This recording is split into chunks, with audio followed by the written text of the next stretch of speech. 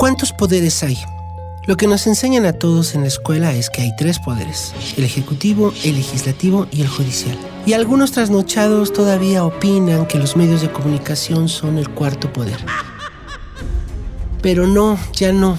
En México y quizá en el mundo, eso de los 3 poderes tiende a formar parte del pasado. Ya no son 3, ahora hay al menos otros 2. Los poderes fácticos, es decir, que se supone que no existen, pero sí existen, están ahí. El primero son los cárteles o grupos delictivos o gavillas que como reyes feudales controlan gran parte del territorio nacional. Eso es una realidad. Y no solo pasa en México, pasa en Nueva York, en Sicilia y en Rusia y en África y en muchos países de América Latina. O sea, en todo el mundo. Es una vieja tradición humana que funciona bajo la lógica del mercado mediante métodos, por decirlo menos, no convencionales. En cristiano, los delincuentes son empresarios voraces a los que no les importa utilizar la violencia para lograr sus fines. O sea, con tal de hacerse ricos son capaces hasta de matar personas. El segundo poder, que no está considerado dentro del trío institucional, es mucho, pero mucho más omnipresente, devastador y determinante para la vida de todos nosotros. Es como una especie de villano de película que vive en un castillo oscuro al que nadie tiene acceso y está vigilado por un dragón. Y se llama poder económico.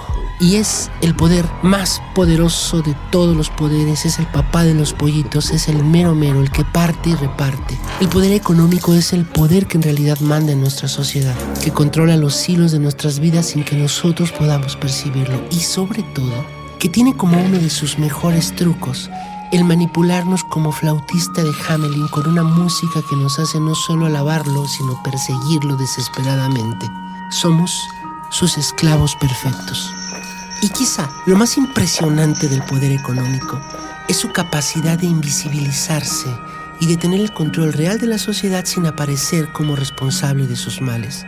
Si hay que quejarse, culpamos al poder político, recordamos la madre del presidente en turno, insultamos a los diputados, lamentamos su madre a los presidentes municipales, pero nunca culpamos al poder económico. Como la venta de Telmex, por ejemplo, o como el Fobaproa, que a pesar del tiempo sigue siendo una cicatriz que cruza la cara de todos los mexicanos. Veamos si podemos poner un ejemplo michoacano desde este pequeño rincón del mundo que habitamos. Y juntemos las dos cosas. Pongamos la inseguridad que nos asfixia y el poder económico. ¿Quién tiene la culpa? Los políticos. Sería la respuesta inmediata de la mayoría de nosotros. Pero no es así. Porque si le rascamos, y le rascamos, y le rascamos, llegaríamos a un punto en el que nos daríamos cuenta que los políticos en realidad no pueden hacer mucho. Aunque traigamos a Margaret Thatcher, o al Papa, o a Gandhi, o a Messi, o a Churchill, no, nadie puede hacer nada. Porque las raíces del problema son profundas y no están ya al alcance de nosotros. Ni de los presidentes municipales, ni de la Guardia Nacional, ni del Poder Ejecutivo, ni de los obispos, ni del Poder Judicial. Es más, ni de los líderes de los cárteles. Pues por más que llenemos las cárceles de delincuentes, las raíces del problema siempre darán nuevas flores y frutos que nos harán llorar. No es la primera vez que lo decimos. Bueno, ¿y entonces cuál es la raíz de la violencia? La desigualdad. ¿Y quién genera esa desigualdad? El poder económico.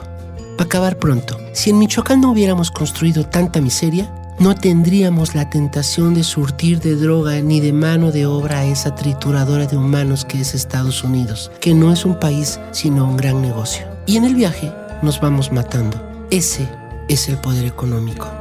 Ese del que nunca hablamos.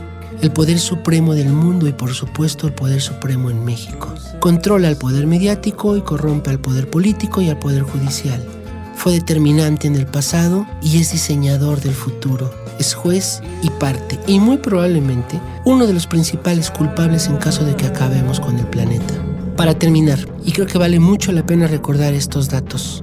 Una persona concentra más dinero que 65 millones de mexicanos y 356 familias tienen más recursos que el 90% de la población. Y este último, que es apabullante. Si las 3 personas más ricas en México pagaran el 5% de impuestos, el presupuesto para la salud pública del país se duplicaría. Así de grave es esto. En fin, no hay que ser un genio ni estudiar ciencias políticas para entender que la razón de nuestros desequilibrios sociales provienen de la desigualdad y que es el poder económico que nos rodea, es decir, quienes controlan el capital, los titiriteros de esta realidad, los que generan la desigualdad. Destruir esto es el gran pendiente de la 4T y de las siguientes 10 generaciones de mexicanos.